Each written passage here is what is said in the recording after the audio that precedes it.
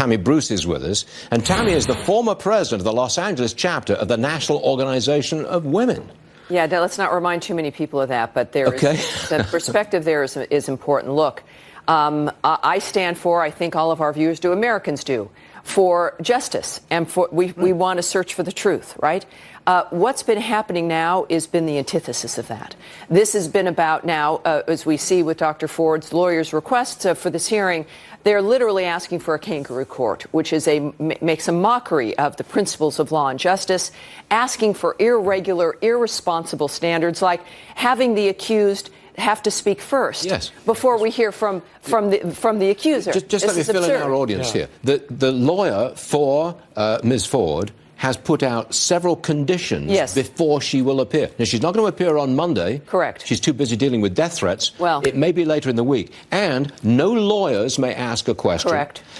Kavanaugh himself may not be in the room. And as you said, Mr. Kavanaugh must testify first. That is impossible. You know, they might as well request that he sit in a cage in the room. I mean, these are requests that make it seem as though they want them to have to refuse. They're asking for literally a kangaroo court. And of course, when they say that they don't want lawyers asking the questions, what they want is for this to be theater for campaign ads in November. Because they're saying Judge Kavanaugh has an attorney. It's a woman who understands this process. They want the individuals of the committee to only ask the questions, when in fact he'll be asked questions by people like Kamala Harris, people who are effectively acting as lawyers for her. If this was about the search for the truth, she would simply come in. Americans want her to be able to tell her story. They don't need these frameworks to do that. And let me also just say that they're also sending a message through this process that only certain kinds of women matter. That conservative women who is in the past, as an example, who've had the same experience or alleged experience, were pilloried and were rejected. In this case, the message to Americans is only liberal women or women who pay allegiance to that framework matter.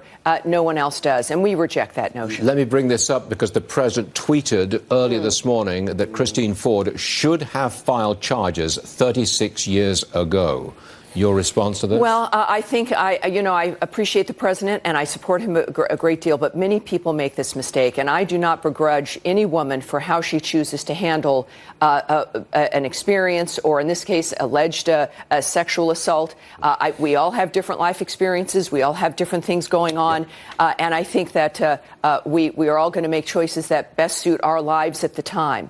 But right now, as adults, and I think she's been betrayed by the Democratic establishment, but she now is fully engaged in this, and she's making choices that are I think, obviously political in nature. This has been completely politicized at this point, and Americans see that for what it is. And I hope the Senate Judiciary Committee handles this as they should and fairly. I'd like to see the judge get his reputation back, but that's going to be difficult. That's a fact.